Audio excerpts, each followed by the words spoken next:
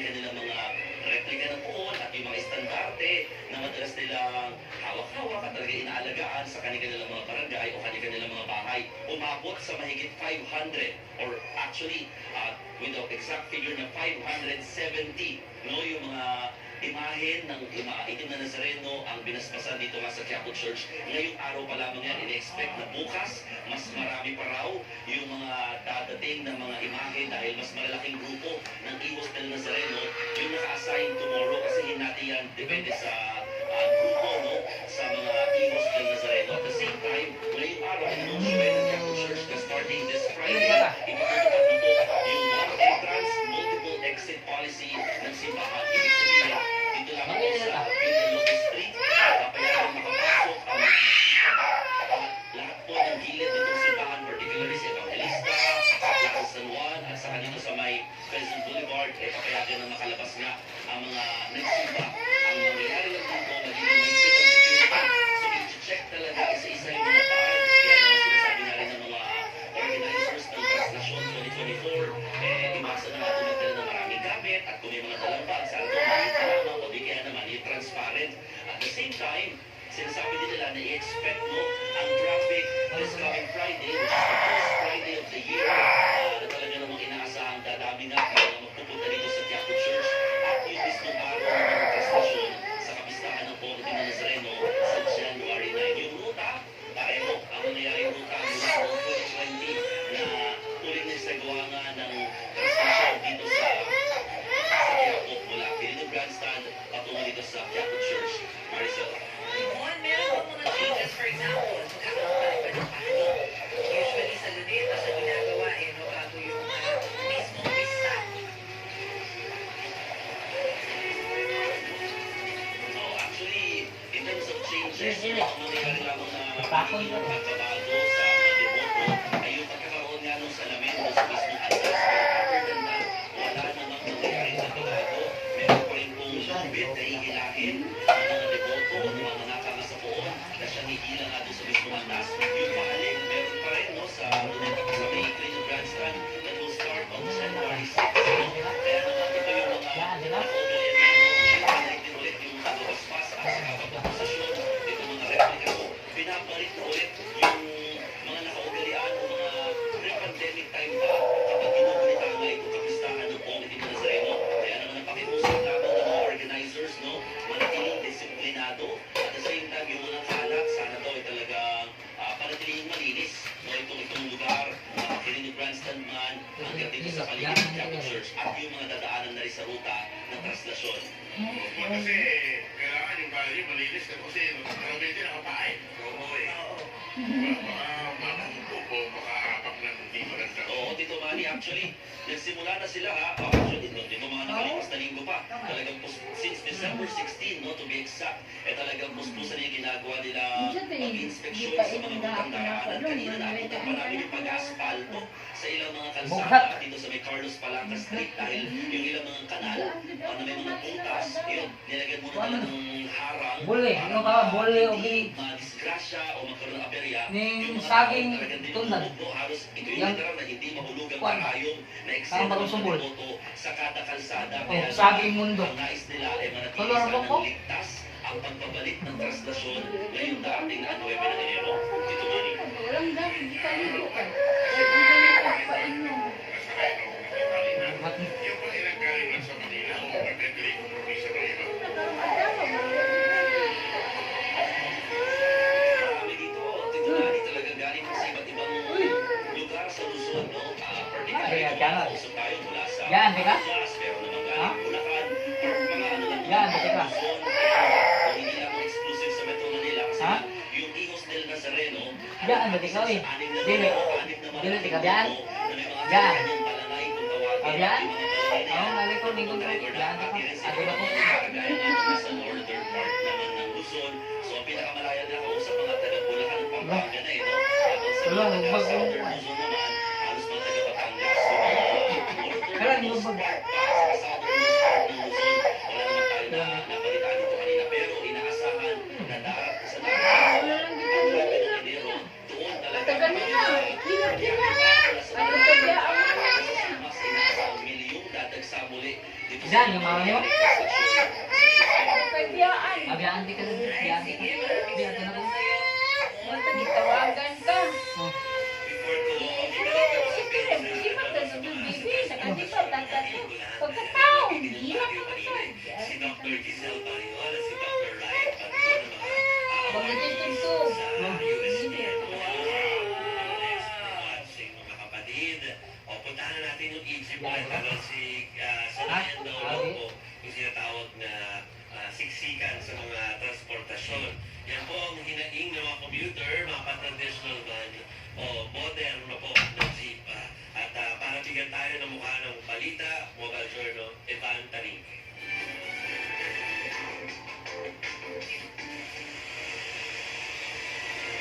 Ngayong may taringas pamamasada ang ilang jeepney drivers at operators, wala na talaga atrasan ang PUV modernization program. Pero ang mga modern jeep, hinahawa ko talaga ang hatid sa mga gaya nating commuter. Tara, gahe tayo! Sa rutang Marikina o ba o vice versa, tayo nakasakay ng e-jeep, siksikan, punuan. Buti na lang sa unit na nasakyan natin, malakas ang buga ng aircon. Sulit na rin siguro dahil mas mataas ng kaunti ang pamasahe sa modern jeep kumpara sa tradisyonal na jeepney. Pero gaya ng sabi ng barko sa kanto namin, kasya pa rin kahit parang di naman talaga. Kaya ang eksena sa traditional jeep na magkahali sa kutina sa mga pasahero, present pa rin. Yun nga lang, dito, siyempre, nasa tayo. Napapansin ko rin po na sakay pa rin ang sakay po, masikip, kahit masikip na. Minsan nga po kahit hindi naman po tama yung capacity na nasa jeep, sinisiksik po talaga nila. Mas matindi pa tuwing rush hour. Isa lang naman ang goal natin mga commuter. Huwag mahipit sa traffic para di maliit makauwi ng maaga sa bahay.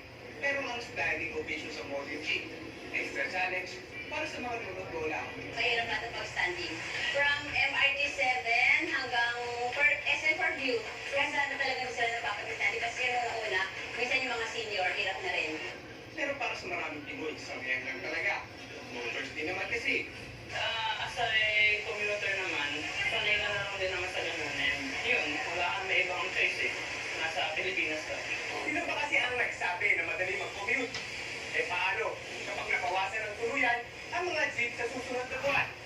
Eh di back to basics muna tayo mga kapatid. Diskarte pa rin. Mobile Journal, ibang daring ito hatid ang mukha ng balita. Good luck. Good luck talaga. Ha? Okay. O ito pa, isang good luck. Kasi kahapon pa natin binalita ito at may update lang tayo dahil malungkot ito sa iba na nakasanayan na yung sistema sa Makati. No?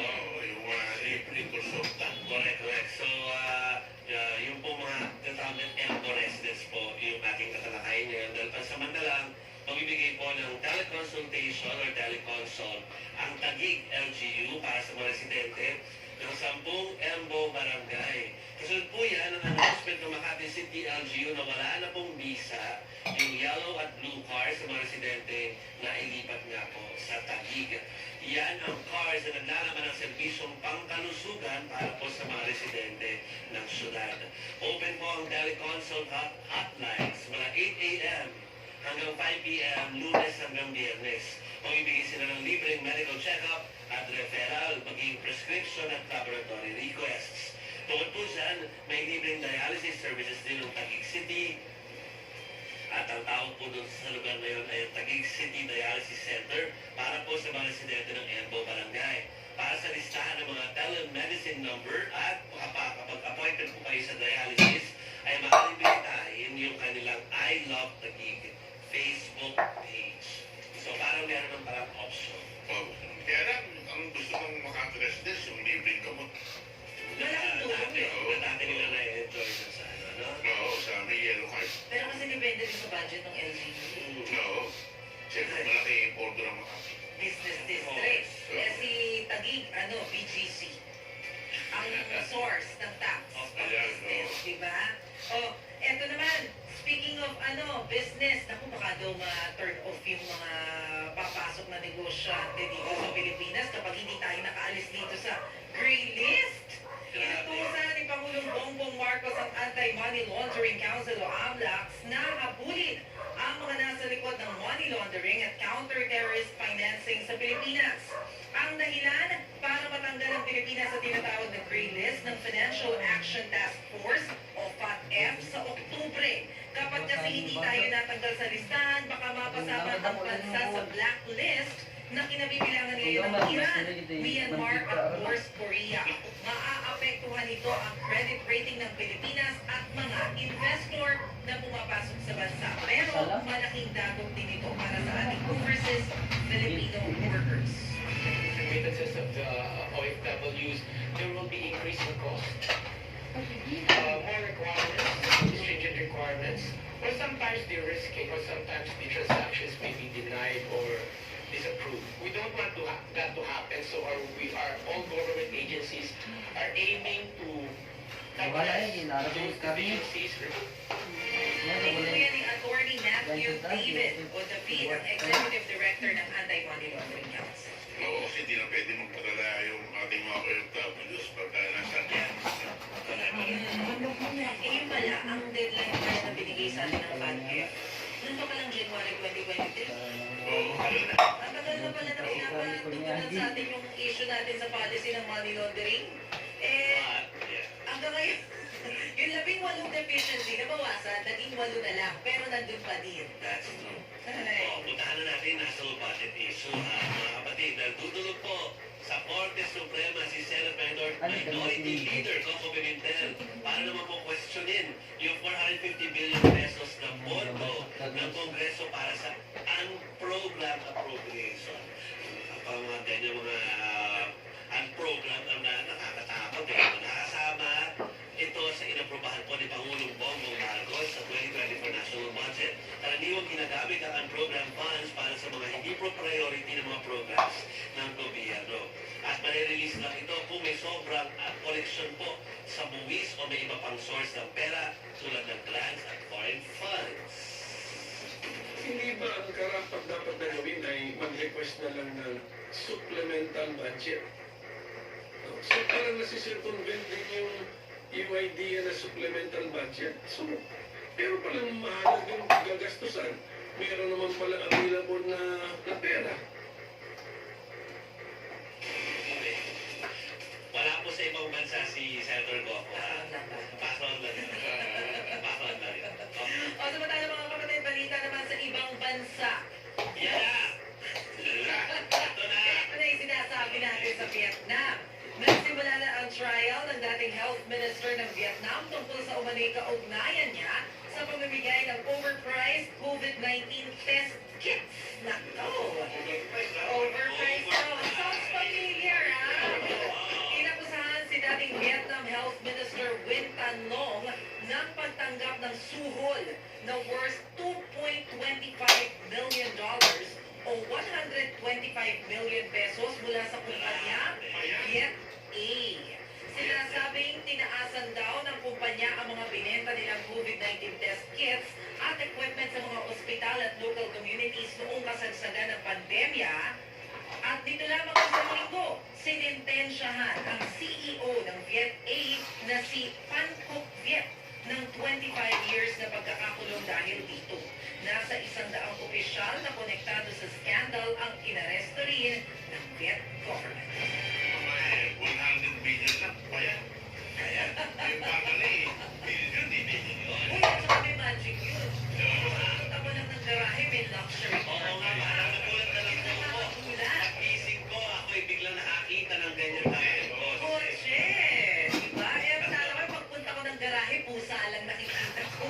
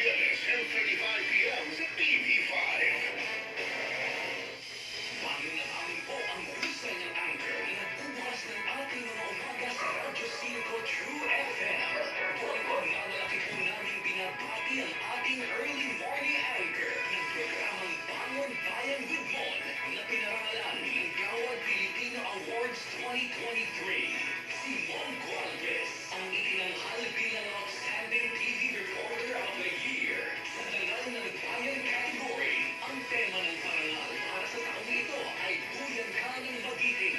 True na true po na ang masipag at maagap na News 5 correspondent ay certified magiting na mamamahayan din. Congratulations, Mon Gualvez, kapatid! Good morning mga kapatid! Mapapanood ka ang Bagong Bayan Football sa 1PH. Kung mainit ang kape, mas mainit ang balita. Narito na ang mga pampasisig na balita. Mas mainit ang talakayan.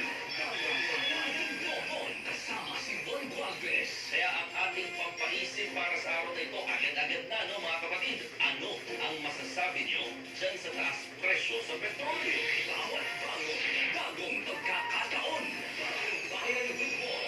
Lunes hanggang Biyernes, alas 4 hanggang alas 6 ng umaga. Kitang-kita na sa 1PH. Rinig na rinig pa sa Radyo 5 True FM.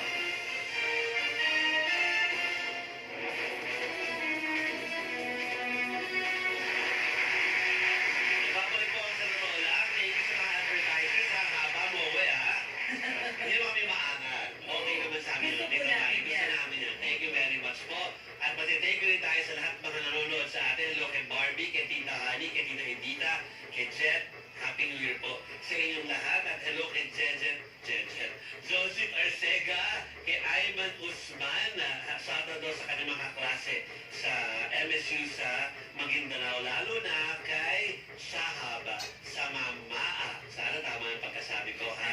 Ayman. Hello din kay Francisco Garcia, Roel Wigan, Michael Ang, Alfred Malasigan nga, si Maximo Monreal, nanonood tayo Signal 1PH, at siyempre kay Joseph Tuaso Cruz, Gigi Victa, dito si Gigi Victa, si Del Dorado, nakita ko rin kanina, at si RJ Abnay, Suki. Ako, ginawa ko ng Happy New Year. Si Hazel Bernard Mama. Yeah. At siyempre, yung mga klase ng college, si Alo, si Ligaya, si Elizabeth, at si Chris. Yeah, si Gigi, si G ay, at ang nanay niya Ay, oo, lagi nanonood. Si Tito Boy, Danilo Bobis. Happy birthday. Yan. Ceylon Halon, hello. Sa YouTube naman si Benji Castro Ronquillo, Alex Puente. Hello. Aurora Dionisio, Edwin Adapon, Brian Soco, kay Noel Dorosan, Lenice Roses, Jenny Melioga, Ronald Maxtay, Michael Ang, Elmo Cardenas, Alberto Ogneta, Ronald Maxtay, yan. Si Chusi Peregrino, hello din sa'yo. Si Arnie pa na nabati ka pa kanina, pero tumasa natin. Hintay natin si Mary Bon, ano? Asa na pa? Oo, hindi pa. Hindi pa tumate. Hello, Lolita Mendez, hello sa'yo, Lolita. Siyempre, hello sa'yo, Edgar Rante from Ilocos Sur. At si George Pahid. At hello sa Pahid family ng Tantipon. O, yung mga walk-overs na STLS na rin. Of course. Yes. Hello. Thank you ulit kay sa mga Tranquilino, kay Eleanor at sa kay Renato. Hello. Kay Alan Mintanya, kay Radyo Naya, kay Jose Yaman, at kay Sakura Javier. Hello, Sakura. Carlo Constantino. Oh, balik ako may magbabalik ang segment. Ay, oo. At si Bobby Laroco. Lami no? Ay, Lami. Si Tito Nanggaling ng Ron phone. Llamas, hello. Puro Sa cookies. isang gabi. Mic kiss na no? Nari nga na sa mic kiss na? Ang Julius, wala may anak Julius na? Pagdating na panahon. Eto na mga kapatid, kasi medyo mabigat yung mga balita natin nitong mga nakakaraang minuto. So doon naman tayo sa nakakapagpa-smile sa atin. Balitang nakaka-good vibes po muna tayo mga kapatid. With over 3 million views sa TikTok, viral ang content creator na si Partsu o kaya to o Partsu. Dahil sa palaro niya with a twist.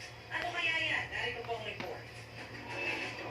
Usong-uso sa mga content creator ang magpagis. Ang TikTok content creator na si Partsu for the Don't Talk Into This Mic Challenge. Don't talk to this mic and I'll buy anything you want. What's your name? Where do you live? How old are you? Aba, mukhang successful na sana si ate. Kaya lang,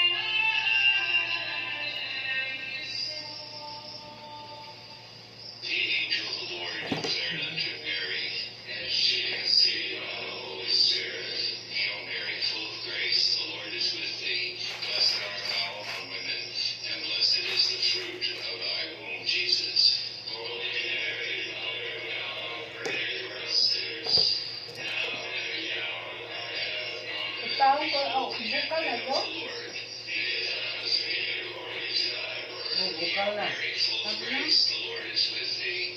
Blessed art thou among women, and blessed is the fruit of thy womb, Jesus. Holy Mary, Mother of God, pray for us sinners, now and at the hour of our death. Samantala, kakagawa daw ang ipagawa naman ng history si Phil NBA superstar Jordan Clarkson. Nakatali siya ng 20 points, 11 assists, at 10 rebounds ay ng pagkapanalo kontra Dallas Mavericks. Ito ang unang triple-double ng isang Jazz player sa isang regular season mula pa noong 2008 po. Medyo matagal na bago na ulit. Muna tayo sa tennis, mga kapatid. Nagbabalik po ang tennis legend na si Rafael Nadal sa court. Halos isang taon din ang hinintay ng kanyang fans para makita siya sa Brisbane. Alam mo naman din ang tamang pronunciation.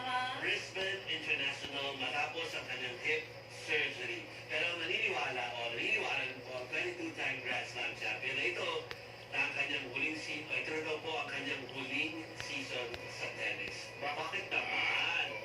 Marami kang fans, Rafa. Maaari ba sila na stereotype? Pero ang number one ay si Joko pa rin. Joko. Serbian.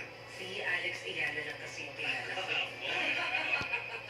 Na tumaas na yung ranking from 190 to 185. Yes. Malapit-lapit na yan. Good luck kay ano. Oo. Sa Australian Open. Oo. Good luck. Okay, mga kapatid, mula sa sports dapo naman po tayo sa entertainment. Sasabak na rin sa Hollywood ang MMFF entry na Gomburza Naman. ng MQuest o MediaQuest Ventures. Kaabang-abang din ang mga bagong teleserye na ipalalabas sa Kapatid Network. Narito pong report. Enero pa lang, dibdibang drama at makapigil hindi ng mga eksena ang sasalubong sa mga kapatid. Yan ang much talked about streaming series ng 2023 na Linlap. Kilalain na karakter ni Gibilin din si cellphone. Gibilin na yung cellphone. January 22 para sa extended version. Wala lagi uli. Awa, di ito gibilin. Gidato. Noong 2023 na hiwalayan nila ni Zian Lim. Sabi ni Nanay Christopher Min, mabait lang si Kim. Pero, Matinding pasabog ang kalalabasan.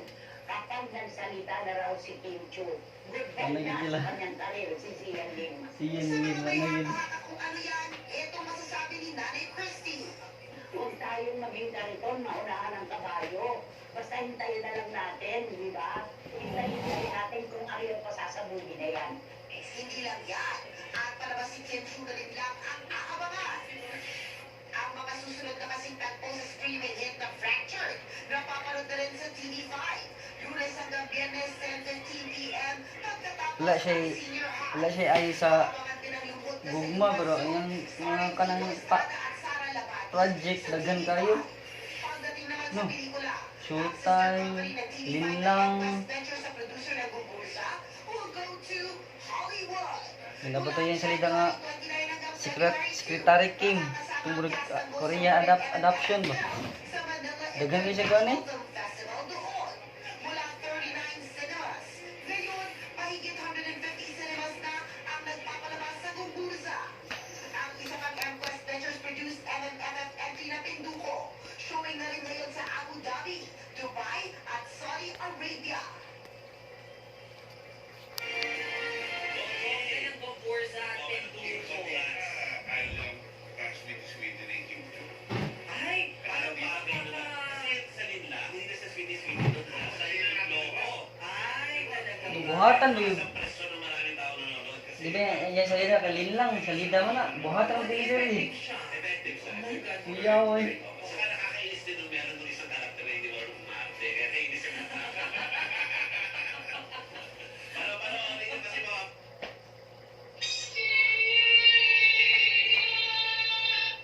Kaya tayo pumunta si Maha daw. Oh, alam nyo, Kim Chu lang, may mahaba kayo. Trending online ang Netflix promotional video para sa second part ng K-drama series na Yung Song Creatures. Na hindi mo na mapanood. Hindi ko pa rin nasisimulan, pero syempre papanoorin ko to. Si Park Seo Joon. Busy pa tayo sa MMFF eh. Correct. O sa video, nasa Netflix. Sa Tama. video makikita ang lead stars na sina Park Jikin. Seo-joon Kon.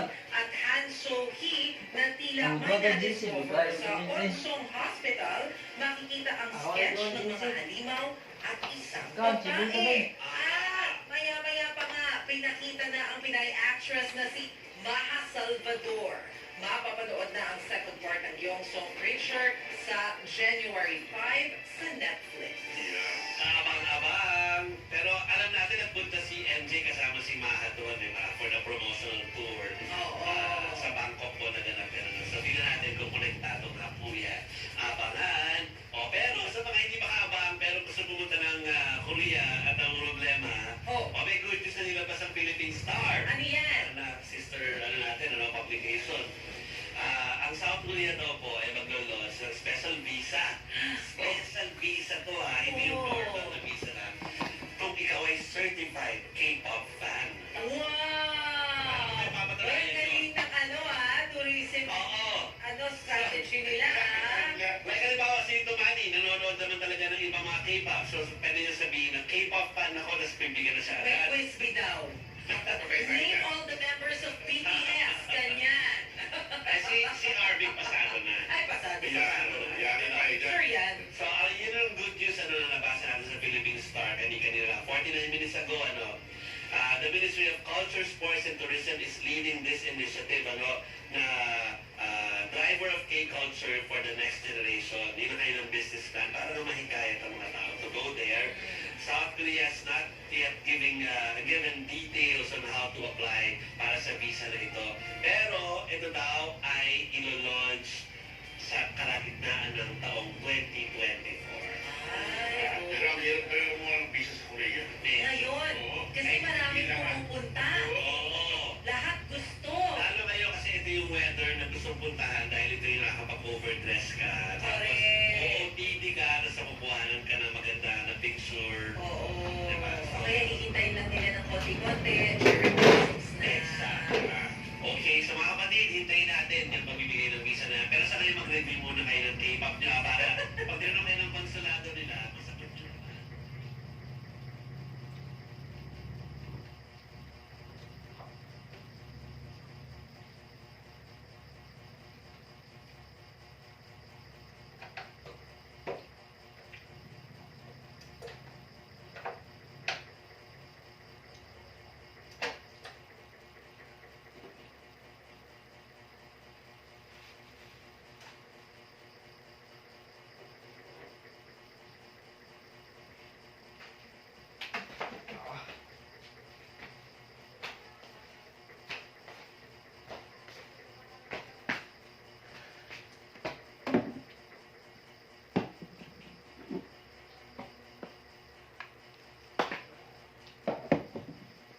Ito, hindi pakaon eh.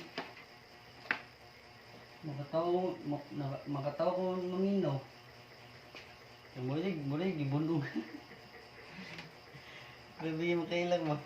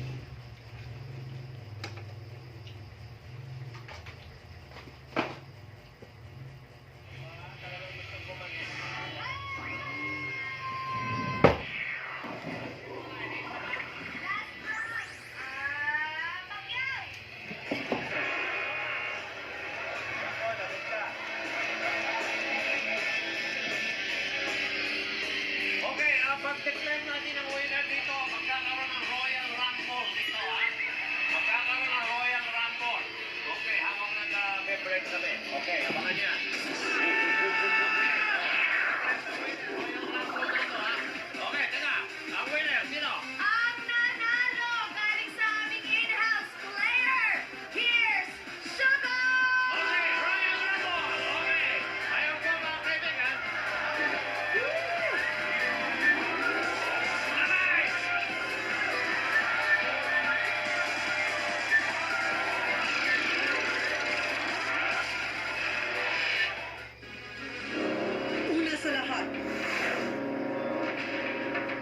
pulsa video ang pagdaan ng motorsiklong ito na may magkaangkas na sakay sa Quezon City. Huminto sila sa tapat ng isa pang rider na nakapwesto sa gilid ng kalsada. Ilang saglit pa, biglang natumba ang nilapitang rider. Pinagbabaril na pala siya sa ulo. Agad ding sumibat ang mga salarin. Ang iba pang detalye sa krimen na yan, maya-maya lang.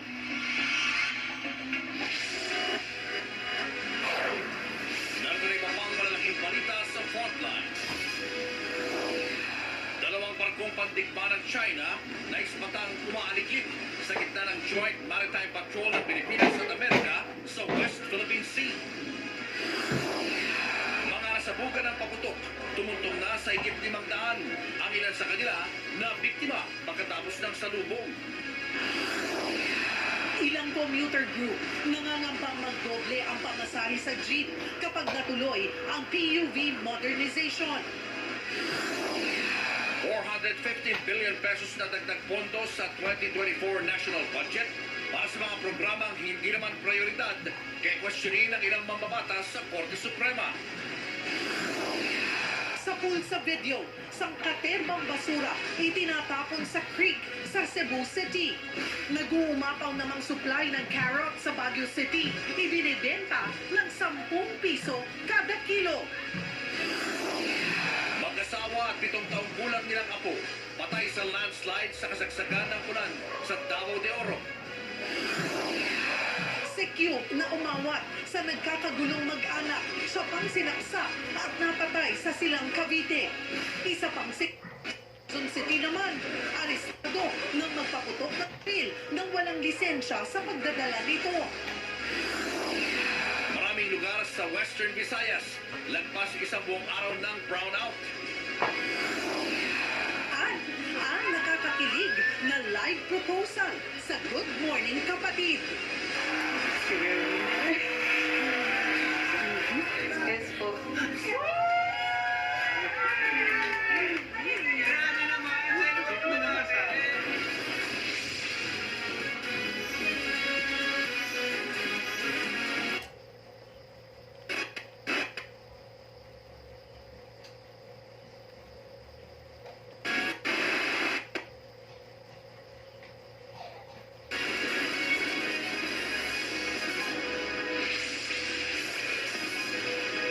Dead on the spot sa pamamaril ng riding in tandem ang isang rider sa Quezon City. Inaalam pa kung may kinalaman sa iligal na droga ang pamamaslang. Ilang pakete ng hininalang shabu kasi ang nakuha mula sa motor ng biktima. Nasa frontline na balitang yan, si Ian Su. Pasado alas 11 kagabi nang masapul sa CCTV ang rider na ito na dumaraan sa NS Amoranto Street papuntang Bulusan Street sa Quezon City. Maya-maya'y huminto ang rider. Sa isa pang anggulo, kita namang dumating ang motorsiklong ito may kaangkas na sakay. Dumaan din sila sa Bulusan Street hanggang sa tumigil sila sa harap ng naunang rider. Ilang saglit pa, biglang natumba ang rider habang agad namang humarurot ang magkaangkas. Pinagbabaril na pala ang rider. Dead on the spot ang biktima sa 3 tama ng bala sa ulo. May nakuha ring 2 basyo ng bala sa crime scene. Ayon sa isang security guard malapit sa lugar, inakala niya pang paputok lamang ang narinig niya nang mangyari ang krimen. May narinig lang ako sir na pumutok. 2 beses po. Tapos, hindi ko lang din siya pinansin sir kasi mahina lang po yung putok. Akala ko po 5 star lang po. Agad namang rumesponde ang mga opisyal ng barangay. Nagdoronda po kami ng mga kasama ko, nag-rubing, nang bigla na lang po may tumawag po sa aming constituent na may narinig daw po silang 2 putok. Pinuntahan po kaagad namin yung lugar at nakita po nga namin yung tao is nakatumba na po. So, nakita po namin siya agad, hindi po namin siya mamukaan na residente po siya ng Barangay Salvacion. Tumanggi muna ang mga pulis na pangalanan ng biktima, pero 21 anyos daw siya at residente ng Pasay City. Nakakuha rin ng mga otoridad ng 2 pakete ng hinihinalang shabu mula sa compartment ng rider. Inaalam pa kung may kinalaman sa krimen ang nasabat na droga. Nagbabalita mula sa frontline. Ian Suyu, News 5. Umawat lang sa gulo pero siya pa ang pinagsasaksak. Yan naman ang sinapit ng isang gwardiya sa Silang Cavite. Ang mga suspect, mga miyembro ng mismong pamilyang kanyang inawat. Nasa frontline ng balita niyan, si Dave Abuel. Sakay ng isang stretcher, tulong-tulong ang mga rescuer na ilipat ang labi ng lalaking to sa isang body bag sa Barangay San Vicente 2 sa Silang Cavite, madaling araw nitong bagong taon. Ito ang kinahinatnan ng 36 anyos na security guard na si Joel Escaros. Base sa investigasyon, umawat si Escaros sa isang gulo ng mag-anak na nagiinuman sa isang eskinita. Bilang security guard, siguro mandato niya na sabayin o alamin kung ano po nangyayaring kaguluhan. Ayon sa mga pulis, sinaksak si Escaros ng mag-amang sina alias Tonton at alias Christian. Habang ang magtiyuhin na sina alias Angelo at alias Patrick, hinawakan ng biktima sa dalawang braso para di siya makapalag. Tumulong din daw ang kaibigan nilang si alias Flores para di makapalag si Escaros. Investigasyon ng mga pulis dito sa eskinitang ito nangyari ang pananaksak sa biktima. Dalawa daw ang posibleng ginamit na armas dahil magkaiba ang sukat ng mga stab wounds. Nakitaan ng apat na saksak sa katawan ang biktima. May dalawa po dito sa dibdib at may dalawa din po sa tiyan po. Hindi po namin na-recover po yung weapon use. Agad namang nadakip si alias Angelo noong araw din yun. Ano po yung nagawa ng yung mga kasama namin, nahingi ng tawad. Sumuko naman si alias Patrick kahapon, pero iginit niyang wala siyang kinalaman sa krimen. Kaya raw sa sumuko ay para linisin ang kanyang pangalan. Umawak po ako sir, pero hindi ko po pinigilan yun para hindi siya makakasal. Nangangamba naman para sa kanilang kaligtasan ang dating kinakasama ng biktima, lalo't patuloy pang tinutugis ang tatlo sa mga sospek. Sana sumuko ka na. Makonsensya ka kasi apat yung bata na tinanggalan mo ng tatay.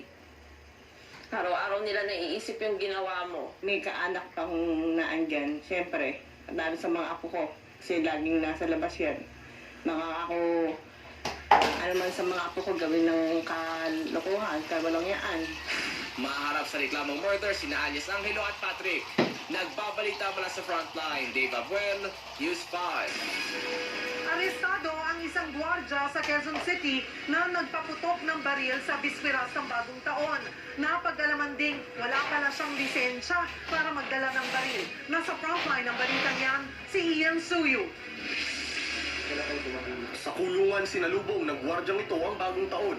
Matapos umanong magpaputok ng baril sa Quezon City sa bisperas ng bagong taon. Base sa investigasyon, sa labas ng barracks ng isang warehouse nagpaputok ang 44 anyos na suspect. Wala namang tinamaan ng ligaw na bala malapit sa lugar.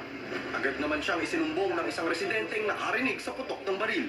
Lumalabas na nakainom ang suspect. Pagdating dun sa sinasabing area, nakita namin tong suspect na later on nakilala namin na si Boy. May nakasukbit na baril dito sa kanyang kaliran. Nung una, itsura pa lang mukhang nakainom o under influence ng alak. Nakuha mula sa gwardya ang kalibre 38 revolver na kargado ng 4 na bala. Napag-alaman ding wala siyang lisensya para magdala o magmay-ari ng baril. Giit naman ng gwardya, hindi niya raw alam na bawal magpaputok ng baril. Sa akin po, sir, na pinaputok talaga po, sir, talaga po. Yung kala ko, katulad din sa Davao, napili ka sa lupa mapuputok. Nandun sa Manila pala, na bawal pala po. Na-inquest na ang suspect na mahaharap sa reklamong indiscriminate discharge of firearms at paglabag sa Comprehensive Firearms and Ammunition Regulation Act. Nagbabalita mula sa frontline, Ian Suyu, News 5. Patayan isang senior citizen sa Quezon Province matapos mawala ng kontrol at tumagilid ang sinakyan niyang jeep. Dalawa naman ang patay sa salpukan ng dalawang van sa Nueva Vizcaya. Nasa frontline ng balitang yan si JC Cosico. Tulong-tulong na inaalalayan ng mga tao ang sugat ng lalaking ito para makaupo sa police mobile. Ang iba naman, nagkakagulo habang nasa gilid nila ang isang tumagilid na jeep. Paano ba ito nangyari?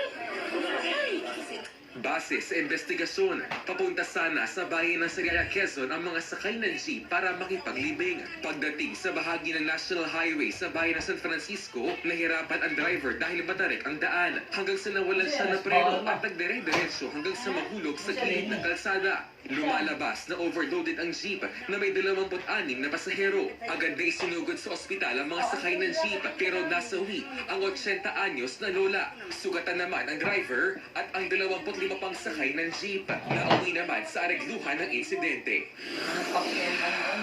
Sa Nueva Vizcaya naman, kita sa video ang salpukan ng isang closed van at passenger van sa National Highway sa bayan ng Aritaw, Nueva Vizcaya. Parehong sasakyan ang wasak, habang sa gilid ng kalsada, nakasalampak ang ilang pasahero.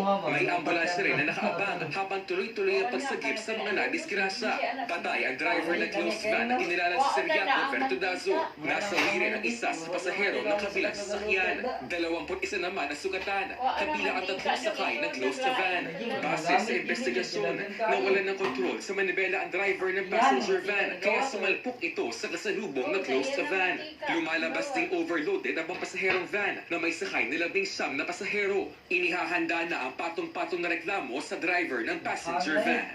Nagbabalita mula sa Frontline, JC Cosicon, News 5. Wala pa rin kuryente ang ilang bahagi ng Western Visayas, partikular sa Panay Island mula pa kahapon. Hindi pa masabi ng National Grid Corporation of the Philippines kung kailan na ibabalik sa normal ang supply ng kuryente. Nakasalalay kasi ito sa pagbabalik operasyon ng lahat ng nag-shutdown na planta. Kaninang hapon, nasa 243 megawatts pa lang ng kuryente ang available sa power grid ng Western Visayas. Pero 300 megawatts dapat ang kailangan para maging stable ang supply. Iniimbestigahan na rin ng Energy Regulatory Commission ang sunod-sunod na pagpalya ng mga planta. Pero sabi ng NGCP, naiwasan sana ang ganitong aberya kung mas maraming source ng kuryente sa Panay. Kung maganda sana yung supply within Panay at nawala yung 83. Pero there are other big plants that will carry that 83 megawatts na nawala. Posibleng hindi nangyari to sa Panay Island. Yung generation niya within the island is barely enough to meet its own consumption. Gusto naman paimbestigahan ni Iloilo City Mayor Jerry Treñas ang NGCP sa Kamara. Dapat daw panagutin ng ahensya kung mapatunayan na nilabag nito ang mandato sa kanilang prangkisa.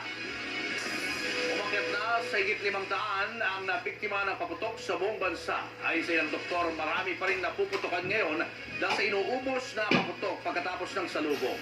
Nasa frontline ng balitang yan, si JC Cosico. Tapos na ang bagong taon, pero hanggang kahapon, may mga naputukan pa rin isinugod dito sa Jose R. Reyes Memorial Medical Center sa Maynila. 4 ang nadagdag na firecracker-related injuries sa ospital kahapon, kaya nasa 100 na ang naputukan sa ospital. Mostly po parang nanonood lang po ng firework, tapos natalsikan, yung isa pong patient nanonood lang siya, tapos natalsikan siya sa ulo, or natalsikan po sa extremity. Kasi yung iba po kasi parang nag-uubos pa ng paputok. Naitala na rin ang DOH sa pinakabatang na biktima ng paputok ngayong taon. Isang lalaking sanggol, 10 buwang gulang mula Metro Manila ang naputukan ng huwiti sa kanang mata na may magsindi sa kanilang bahay. Pinakamatandang biktima naman ang 77-year-old na lolo sa Ilocos Region dahil sa whistle bomb. Napasok ng ating whistle bomb na sinindihan ng ibang tao sa bahay. Isa itong lolo na nagkaroon ng burns. Ang dalawang yan, bahagi ng 140 na bagong kaso ng mga naputukan mula kahapon hanggang kaninang umaga. Kaya sumatotal, umabot na sa 557 ang bilang ng mga nabiktima ng paputok sa bansa. Pinakamataas na yan mula pa noong 2017 na may 469 cases. Target ng DOH na mapababa ang mga kaso sa susunod na taon. Community fireworks display na lang. Something that we want to work on in the coming Christmas 2024 and New Year 2025. We have 1 year ahead of us. Itong number na to na nakita natin, huwag nating hayaang tumaas uli. Wala namang bagong biktima na stray bullet o ligaw na bala, kahit na may inilalabas na datos na ang PNP. There is a validation process. Sometimes kasi the bullet injuries could actually be because of legitimate police operations. Ibig sabihin, merong kriminal at authorized use of force kailangan gumamit ng barel. Ngayong tapos na ang bagong taon, binabantayan ng pagdami ng mga matetetano ng isang uri na infeksyon. Ang ating fireworks kasi merong component yan na gumagamit sila minsan ng manure, ng dumi, ng hayop. So, isipin nyo yung mikrobyo galing doon, pumapasok doon sa pulbos na hinahalo doon sa paputok. Kahit gaano kalaki yung ating sugat, maliit man o malaki, yan ay pwedeng pumasok yung bakterya niyan. Kaya kung nasugatan dahil sa paputok, mainam daw na dumiretso agad sa ospital. Nagbabalita mula sa Frontline, JC Cosico, News 5. Malalagay sa alanganin ang mga OFW kapag hindi naresolba ng administrasyon ang problema sa pagpupondo umano sa mga terorista. Posible raw kasi na ma-blacklist ang Pilipinas sa Financial Action Task Force gaya ng Iran at North Korea. Nasa frontline ng balitang niya, si Maricel Halili. Inutusan ni Pangulong Bongbong Marcos ang Anti-Money Laundering Council na habulin ang mga nasa likod ng money laundering at counter-terrorist financing sa Pilipinas. Kasunod ng sectoral meeting sa Malacanang kahapon, target ngayon ng administrasyon na matanggal na ang Pilipinas sa gray list ng Financial Action Task Force o FATF sa Oktubre ng taong ito. 18 deficiencies o issue sa mga hakbang ng money laundering ang tinukoy ng task force. Kaya tayo nasama sa gray list. Ang problema, yung iyan na pala, yung current deficiency ang Philippines sa ating deadline, pero yung ano na yun, hindi pa nakakita ng deficiency. Ito pa ang nangyayari. Sa casino junkets, prosecution o pagpaparusa sa mga sangkot sa money laundering at terrorism financing. Kapag hindi ito natugunan, nangangani pa Pilipinas na mapasama sa blacklist, gaya ng Iran, North Korea at Myanmar. Malaking dagok din ito para sa overseas Filipino workers. As the remittances of the OFWs, there will be increase in cost. More requirements, stringent requirements, or sometimes de-risking, or sometimes the transactions may be denied or disapproved. We don't want that to happen, so all government agencies are aiming to address those deficiencies. Posible rin daw maapektuhan ito ang credit rating ng Pilipinas at ang mga investor na pumapasok sa bansa. It may also affect foreign direct investments in the Philippines because if you don't exit the gray list, they might think that our AML CTF system is not adequate enough or sufficient enough or strong enough as regards money laundering and terrorism financing. 3 action items ang inilatag ng AMLAC para solusyonan ito. Una ay ang pagtukoy sa mga persons of interest o yung mga posibleng terrorist at terrorist financing.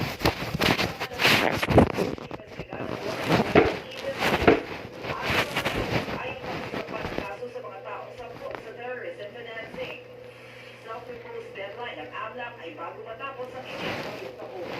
Nagpabalita mula sa frontline.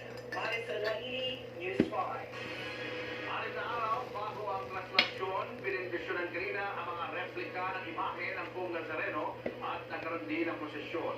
Live mula sa Quiapo, nasa frontline ng balitang yan si Mon Palmes. Mon, gano'ng karaming replika ang pinagpasan dyan? Julius, mula sa 2 araw na scheduled na blessing, umabot kaagad sa 570 o 570 na replika ng Pong Nazareno ang napaspasan ngayong araw pa lamang dito sa Quiapo. Kaya naman buhay na buhay muli ang pananampalataya ng mga deboto, lalo't ngayong mas ramdam daw nila yung pag-John kasabay ng kapistahan. Mag-aalas na pala ng umaga, nakapila na ang grupo ni Jeffrey Kapayan, bitbit ang imahe nila ng itim na Pong Nazareno. Wala pa sila sa San Jose del Monte, Bulacan, at bumiyahe ngayong araw para sa pagpapaspas. Ang prosesyon ng mga replika ng Poon. 8 taon na raw nilang inaalagaan ng imahe na mas nagpalahim ng kanilang pananampalataya. Habang buhay na siguro itong panata namin sa Nazareno. Marami siyang patuto sa pamilya namin. Kahit na maraming dagat na dapat sa buhay, tuloy na ang panata sa Nazareno. Nakilala ko rin ang 16 anyos na si Alex Second Jr. mula Malabon na unang beses ay sasali sa Doon lang, tama. ang inaalagaan niyang Poon. Regalo ro ito ng kanyang mga magulang, lalo't kay Nazareno sila po. Si Alex dahil sa mahinang paga. Nagpakiramdam na may bantay, may kasama. Lahat po ng hiniling namin natutupad na kahit paano po kami bigay niya po. Ilan lamang sila sa daan-daang pumila para sa 2 araw na pagpapaspas sa mga replika ng Pong Nazareno at istandarte nito na ipasok na sa Miranda sa harap mismo ng Tipanang Quiapo. Paspasan ninyo ang mga imaheng ito at ang tubig na foundation upang kami ay naging mapaalaan ng iyong pagmamahal. Ang bawat imahen, may iba't ibang bihis at laki. Meron nakasakay sa kotse, tricycle, o di kaya truck. Ang isa ng ito, ginawang hugis tradisyonal na jeepney pang-andas. Kitang simbahan, mahalaga ang pagbibendisyon. Higit sa lahat, huwag natin kalilimutan ang pinapaspasan na hindi lamang ang imahen, kundi ang tao na nagmamayari ng imahen na yun, kundi ang tao na ng pagpapala.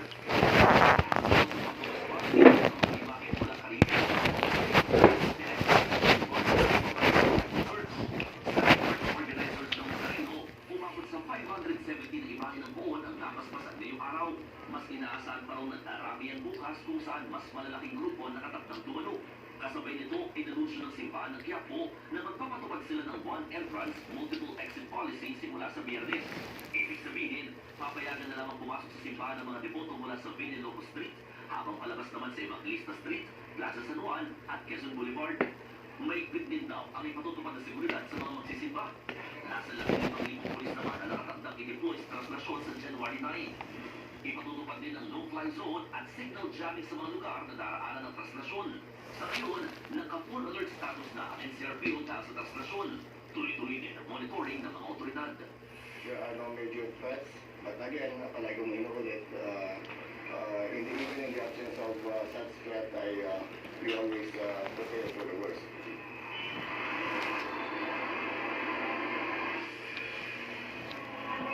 Julius, ang pinakalayunin kung bakit ginagawa ilang araw bago ang mismo kamustahan o translasyon, ito ang pagpapaspas sa mga Paliw ko ba? Ang paksyo, ang sabaw ko. Paksyo ba? Ito usa. ang mga organizers na asahan daw mabigat na traffic Ihuwad na ko ba? sa dating na Biyernes Sabaw. sa dating na O, di gamay. At kasabay niya, pinapaalala rin ng mga otoridad na kung maaari ay magsuot pa rin daw ng face mask yung mga deboto magtutungo Salamat. sa simbahan mula sa pakalik hanggang sa mismong translasyon. Julius, Maraming salamat, Juan Lopez. Susunod, dalawang warship ng China, binuntutan Tang mga merienda na nga tapir wala na arisod. Tang mga merienda na nga tapir wala na isod ni spaghetti. Mo gani. Mo paong na yung gan ba? Mo naman siguro na spaghetti na lang no. Wala naman dang inasal.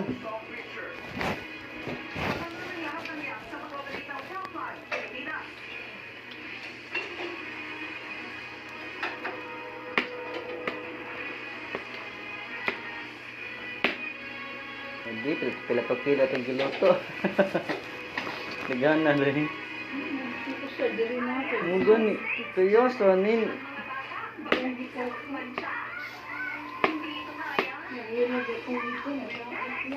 Sus.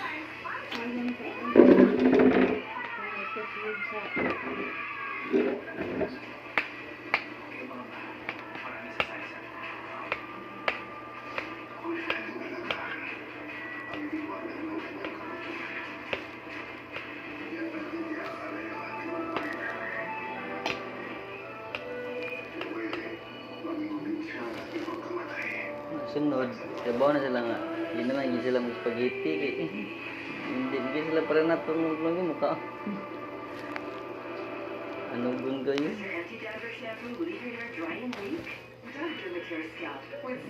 Dili ra ba lalim lutuan ng spaghetti ba yan?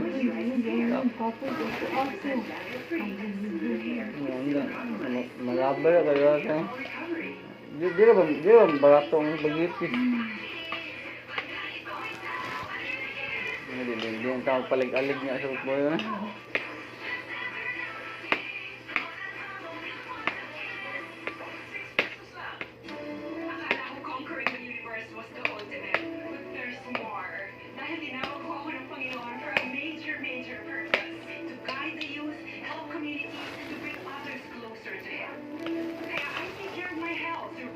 Lamig di ko butod.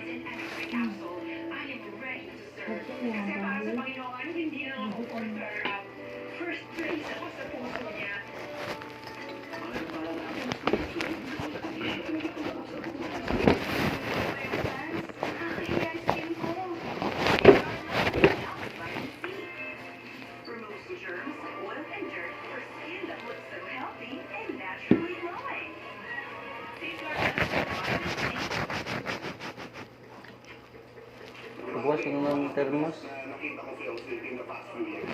Alas, gawas na.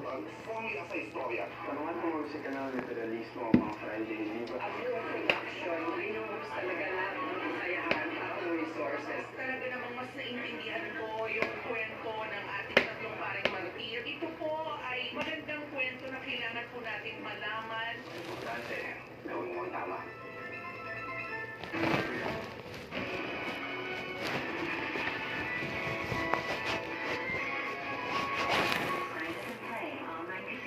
e-bingo and sports betting at bet88.ph. Bet88, ibang swerte ko.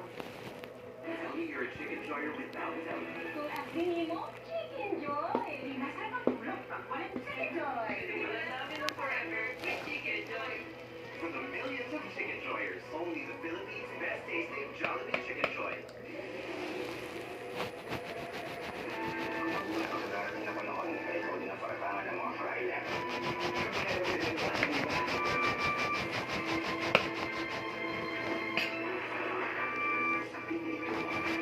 Sinong Espanyol at sinong hindi.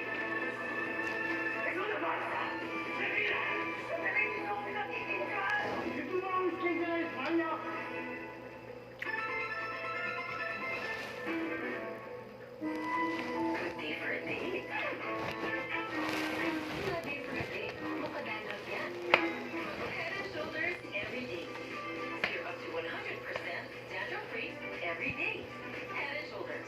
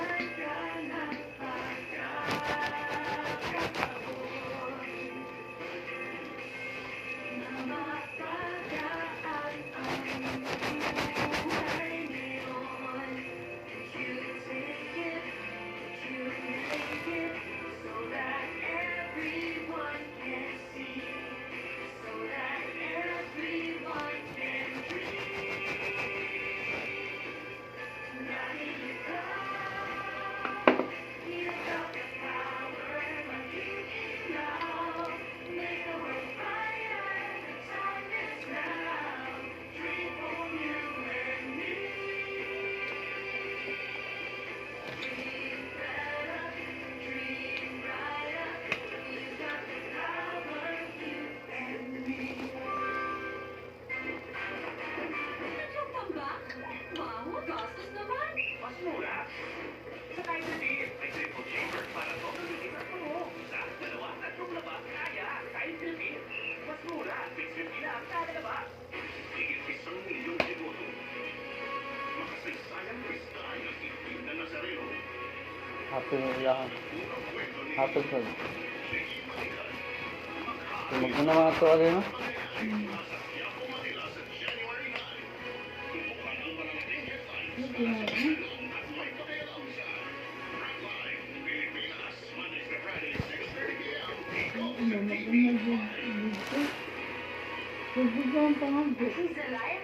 Mga to, alin, unsi.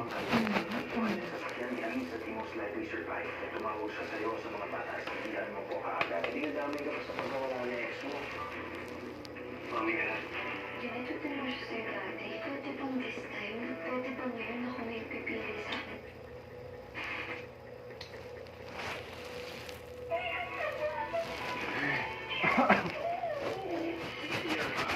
Weeknight, 9:30 p.m.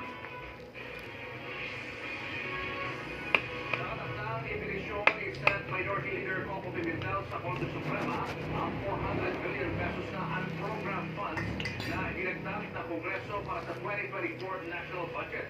Anya, unconstitutional ang ginawa ng kanyang mga kapwa mambabatas. Nasa frontline ang balitang yan si Lea Rosman. Kahit pirmado na at epektibo na ang 2024 national budget, determinado Senate Minority Leader Coco Pimentel na questionin sa Korte Suprema ang 450 billion pesos na isiningit sa unprogrammed appropriations ng national budget. Ang unprogrammed funds ay karaniwang nakalaan sa mga hindi prioridad na programa. Yun nga lang, wala pang tukoy na pagkukunan para sa pondong ito at mailalabas o maririlis na ang pera kung may sobrang pondo ang gobyerno. Kung original na National Expenditures Program o NEP ng DBM kasi ang titignan, halos 282 billion pesos na ang hinihingi nilang unprogrammed ng Kamara, dinagdagan pa raw ng mga mapapatas ng 400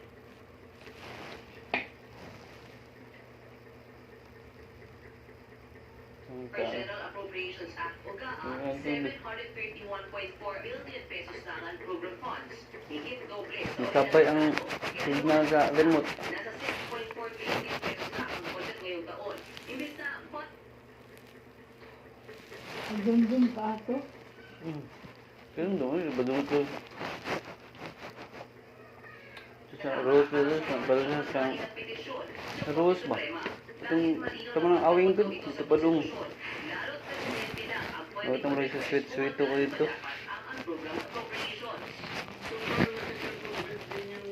Yung idea na supplemental budget.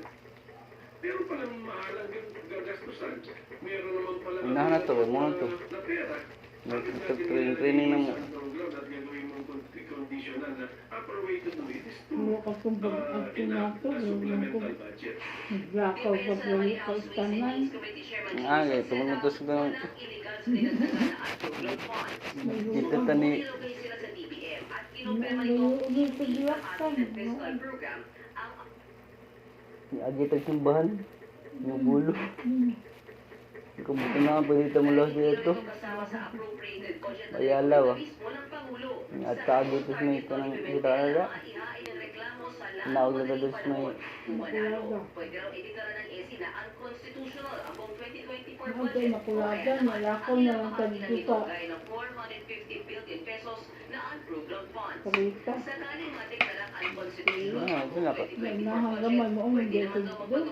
Gamit ang lakaw.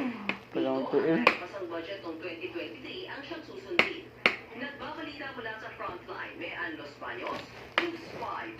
Posibleng pagbigyan na raw ng Parang Department ka, of ito yung Trade and average Industry ba? ang hirit na taas presyo ng ilang manufacturers. Hindi, Mahigit gagawin ko na sa na ako kumayroon ba? Pwede ba? Masapantay na balita niyan, si Shaila Francisco. Hawak-hawak ang cellphone. Wala sa pagkukwenta si Sharito habang nag-grocery sa Mandaluyong kanina. Napatapos man ang Pasko at bagong taon, nakapagtabi pa rin naman daw siya kahit araw ng budget ng grocery. Ang challenge, mapagkasya ang 2,500 pesos hanggang 15. Inaano ko yung budget namin na hanggang umabot pa ng sweldo. Sa hirap, sa laki ng bilihin niya tapos ang litit ang sahod, kulang na kulang talaga. Kaya tipid talaga. Ang kalbaryong yan, Sharito, mukhang magtutuloy-tuloy sa mga susunod na buwan. Dahil 18 manufacturer na higit 6 na produkto ang humihilig ng taas presyo sa kanilang suggested sales price mula pa ng isang taon. Sa mga pagkain at inumin halimbawa gaya ng sardinas, canned goods, instant noodles, tinapay at kape, naglalaro sa 25 centavos hanggang mahigit 7 pesos ang gusto nilang itaas. Bukod pa yan sa hilig na dagdag presyo sa toilet soap, baterya at kandila. Matatanda sumabi ang Department of Trade and Industry sa manufacturers na huwag munang magtaas hanggang matapos ang 2023. Kaya ngayong Enero, makapagbigyan na raw sila ng DTI. Siyempre, isinasapuso natin yung consumer protection. Pero, sa kabilang banda, inaalala din natin ang mga concerns ng mga manufacturers. Kasi hindi naman biro yung mga dahilan nila. Kasi kung maiipit ang mga manufacturers, yun nga ay matatamaan ng mga trabaho. Sinusubukan naman daw tumawad ng DTI sa mga manufacturer para hindi ganun kalaki ang dagdag presyo. It's just a matter of discussion kung kailan magiging effective yung price increase. So, pacing siya.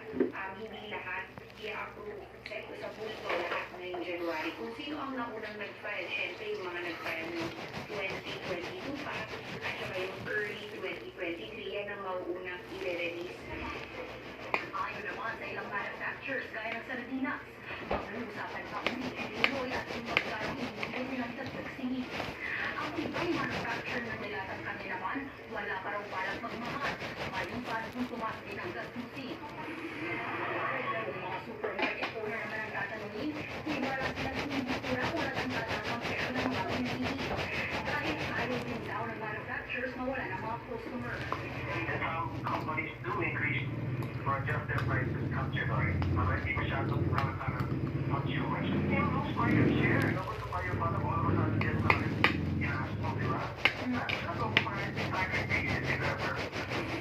naman ba? Tanang ka? Ha?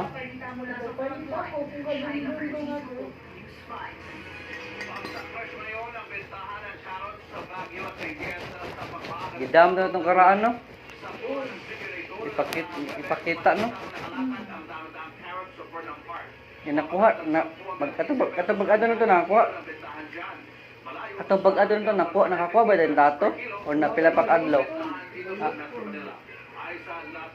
Agi babalik dato? Pero ikaw lang din nagkuha. No?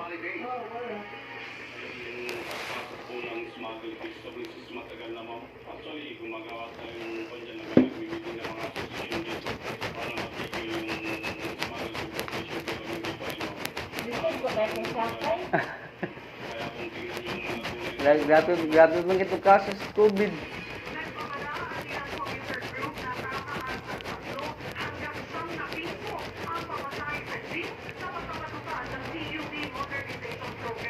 Ibig sabihin, pwede umakyat sa 15 hanggang sa 20 pesos na ang minimum fare sa jeep. Nasa frontline ng balita niyan, si Gerard de la Peña. Salit na jeep, konting pang-PNDS na ngayon ang minamaneho ng dating Uber sa Roman. Pinili niya magpalit ng trabaho sa takot sa PUV Modernization Program. Batid niya raw na di kakayanin ng mga operator na nagpapaboundary ang gasto sa pagbili ng mga modernong jeep. Mas madami kasi sa operator, lalo ba yung lumang unit. Nag-alala sila na kasama din sa phase out. Ngayon, gagasto sila ng reso ng transfer. Kiniro ba sa ito, ma? Kiniro ba sa ito?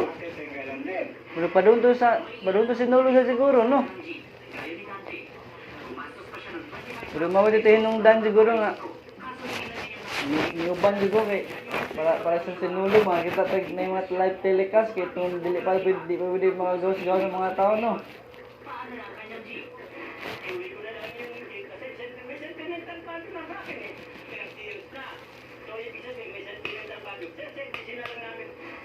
Sa taya ng grupong pistol, higit at yung uri mong traditional GPU na hinapag-consolidate ang di na makakapasada sa Metro Manila simula sa Pebrero. Karaniwang rason nila sa di pagsali, di kaya ang presyo ng bagong GPU unit. Bukod dyan, malaki rin daw ang posibleng epekto nito sa mga pasero. Ayon sa ilang commuter group, katunayan, posibleng tumaas ng 3 hanggang 8 piso ang minimum fare sa jeepney para raw mabawi ng mga operator ang gastos sa magbili ng bagong sasakyan. Pag nangyari yan, pwedeng umabot sa 70 o halos 25 pesos ang pasahe. Hiyot naman ang grupong commuter sa community. Mali na sabay-sabay na patigilin sa biyahe ang mga di nag-consolidate. Bukod sa baka walang masakyan ng mga commuter, dito pa rin ang mga operator sa naturang programa. There are a lot of public transport operators still na kailangan mag-consolidate eh. They are confused by the system. They are confused on how to go through it. That needs to be ironed out. Para naman sa grupo sa Passenger Forum, hindi dapat imandato ng pamahalaan ang modernisasyon. Partikular sa Manila. Dapat tanggap natin na magko-coexist ang traditional jeepney with modern jeepneys. Pero mga particular na ruta na yung mga last mile na papasok sa mga komunidad na hindi mo naman kailangan i-aircon. Halimbawa, masyadong nahigil na hindi na pagkasusulit ng mga tao. Bakit sila magbabayad ng mataas na pamasahe? Mas mahal ng piso o 2 piso ang pamasahe doon sa mga modern PUV kumpara dito sa mga traditional jeepney. Ay kinakatakot ng marami kapag ka moderno na ang lahat ng pampublikong sakyan sa bansa, wala na yung alternatibo na mas mura ang singil. Katulad dito ngayon. Ngayon pala, sakit na sa ulo yan ng ilang commuter. Yung 13 pesos na po, mahal na yun eh. So, yun, mabigat yun sa mga commuter. Kaya, kailangan mag-isip kasi mataas na. Kung kasi pamasahe, wala. Yan talaga. Nakadepende sa LTFRB kung magkano mahigit pasahe sa mga PUV. Pero pag-aaralan doon ito ng Department of Transportation, hinihilin doon sa Kongreso ng mas malaking budget ng DOTR para mabigyan ng mas malaking ayuda ang mga operator para matustusan ang pambili ng mga bagong unit. Napakontrol naman po ng LTFRB yung fare para maging fair sa lahat. And I do believe once everybody goes to the modernization po,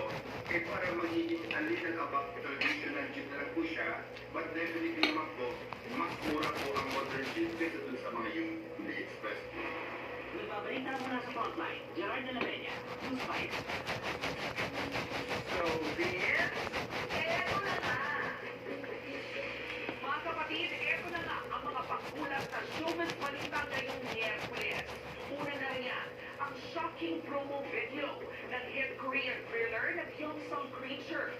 Tampok si Imagination host Mama Salvador.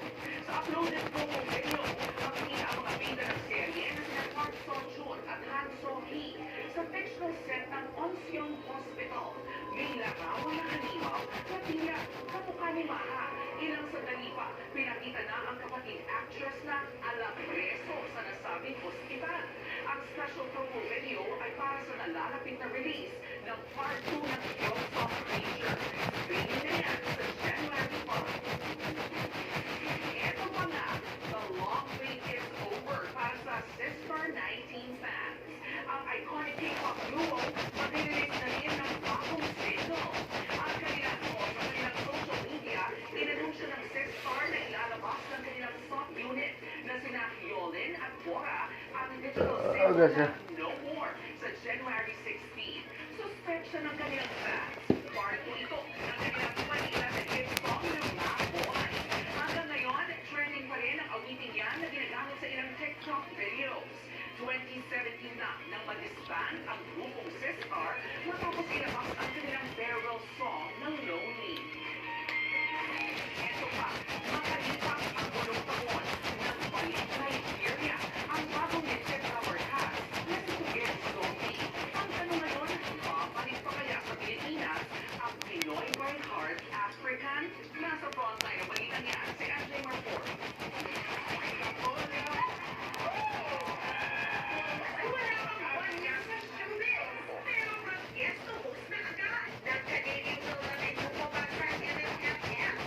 Mura sa Grayan Bang sa Ilhas, Ibulaga. Negro lang.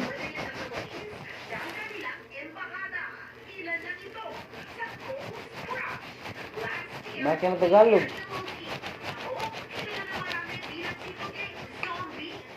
Appreciated because we make Nigeria proud. Kasi a lot of times people know Nigerians or Nigeria as a bad place or different stuff, but I came out and I stand out to make Nigeria also proud. So they're very happy. Masaya talaga sila. They really appreciated me. May Tagalog.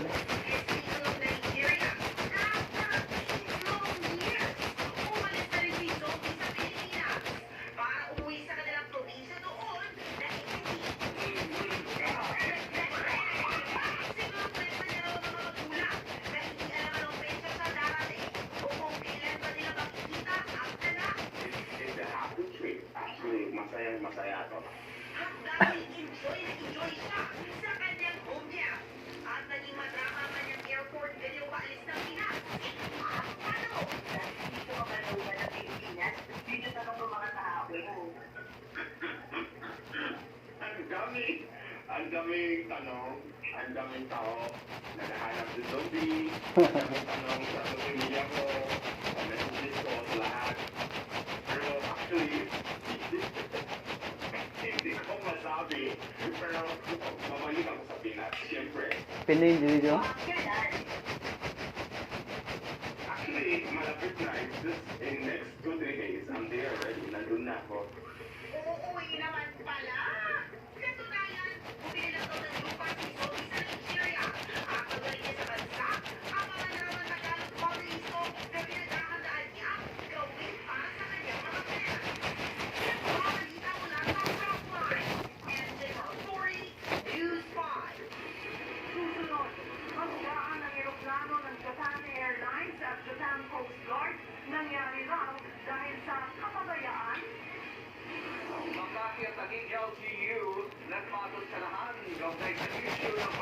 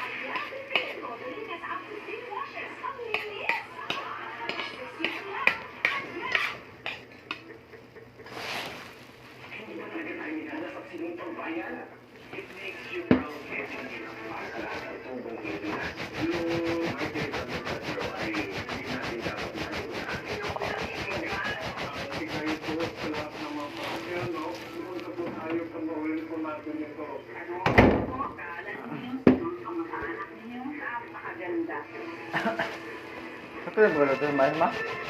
Sakto na niya, uga.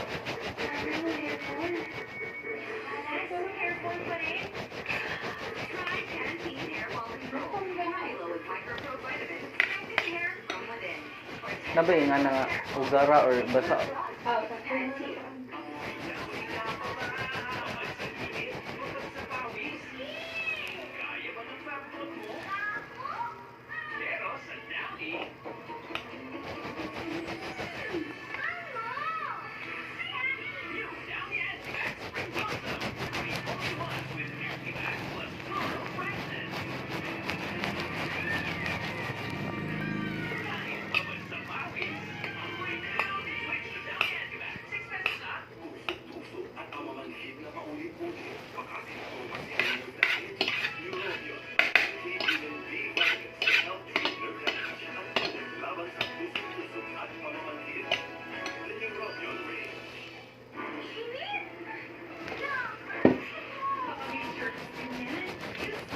Dong, bikin.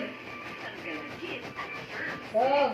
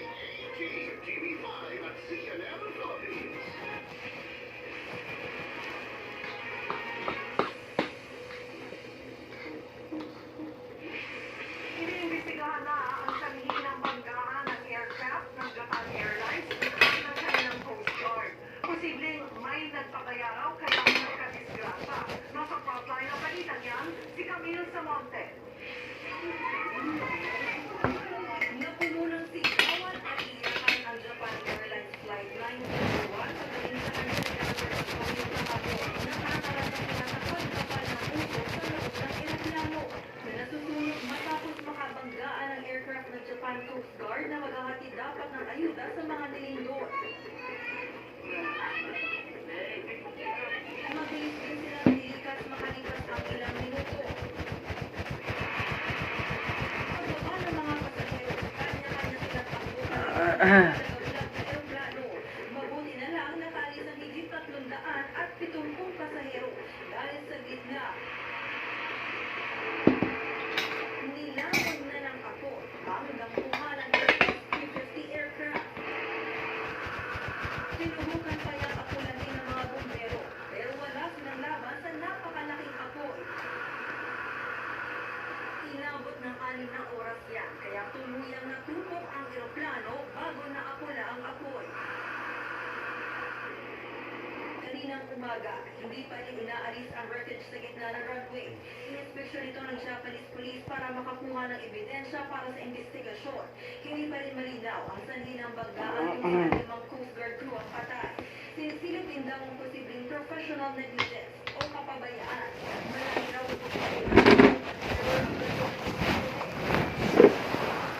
ang lumalabas kasi na sulatan ng aircraft ng Japan ang eroplano ng Japan Airlines. Iisang eroplano lang ang pinahinging tulutan sa runway.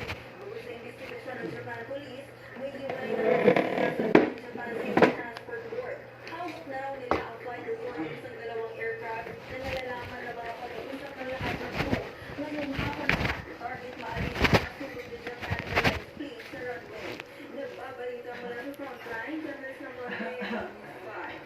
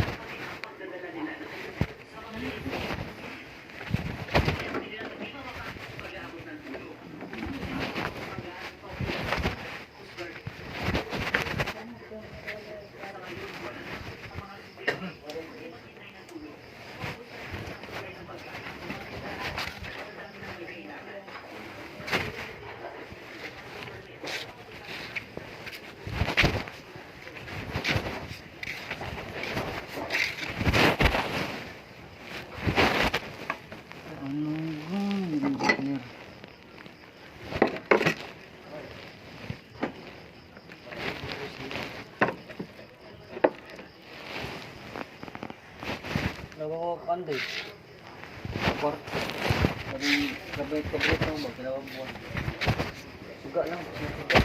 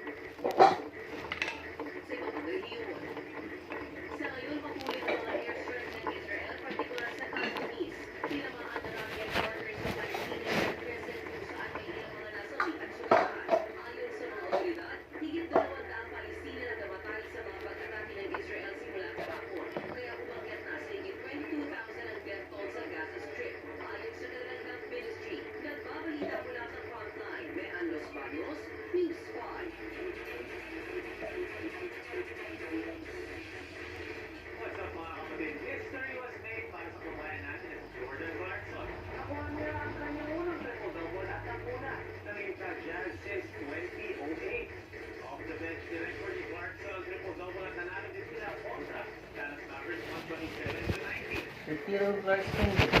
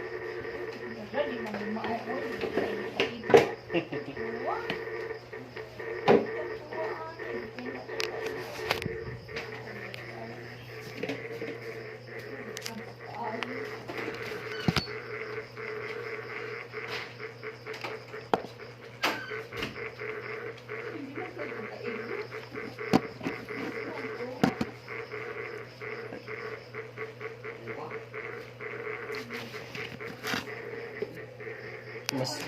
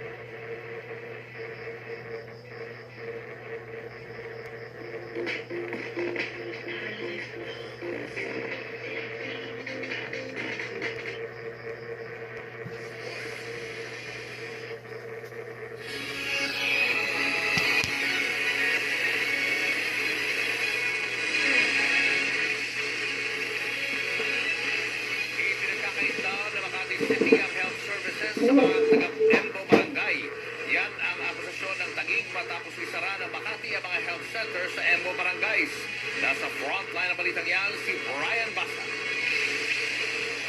Inikot ng News 5 ang ilang health centers sa mga Embo Barangay na dating Makati City pero sakop na ngayon ng Taguig. Sarado ang mga health center kaya sa iba muna nagpapacheck up ang mga may sakit na residente. Sa pahayag na inilabas ng Taguig, tinawag nilang panlilindang at panloloko ang sinabi ng Makati City na expired na ang license to operate ng mga health centers sa Embo Barangay kaya kailangan na nila itong ipasara. Giit ng Taguig, hindi naman kailangan ng lisensya ng mga health center maliban na lang kung isa itong registered primary care facility. At tanging ang Pitogo Health Center lang daw ang rehistradong primary care facility sa Embo kaya dapat lahat ng health center ay magpatuloy ng operasyon.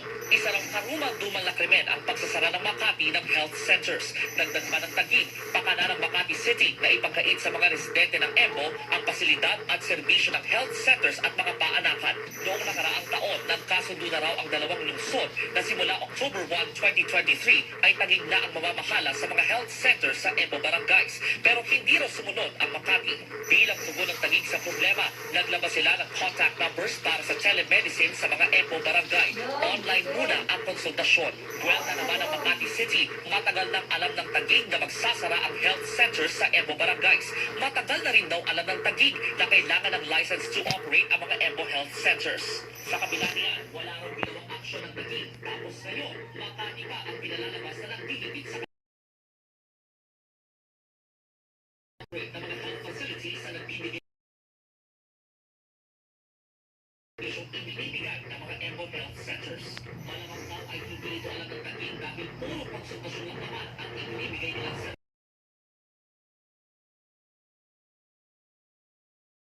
Pero bakit daw teleconsult lang ang inaalok nila kaysa magtayo ng sarili nilang health centers? Ayon naman sa Department of Health, bukas sila sa mga health facility na mag-a-apply ng license to operate. Sa January 15 daw ang deadline ng application. Nagbabalita mula sa frontline, Brian Basa, News 5. Natagpo ang patay at may bakas pa ng sakalang isang ginang sa Cebu. Hinihinalang ang mismong mister niya ang may kagagawa ng krimen. Nasa frontline ng balita niya, si John Aroma. Sa kubong ito, sa Sugmundo, sa Cebu City, natagpuan ang bangkay ng 18 taong gulang na si Angela Arcilla. Ayon sa mga otoridad, araw ng linggo nang makita siyang nakaluhod habang nakasandal ang katawan sa dingding. May bakas din ng sakal sa kanyang leeg. Yung pag-abot ako,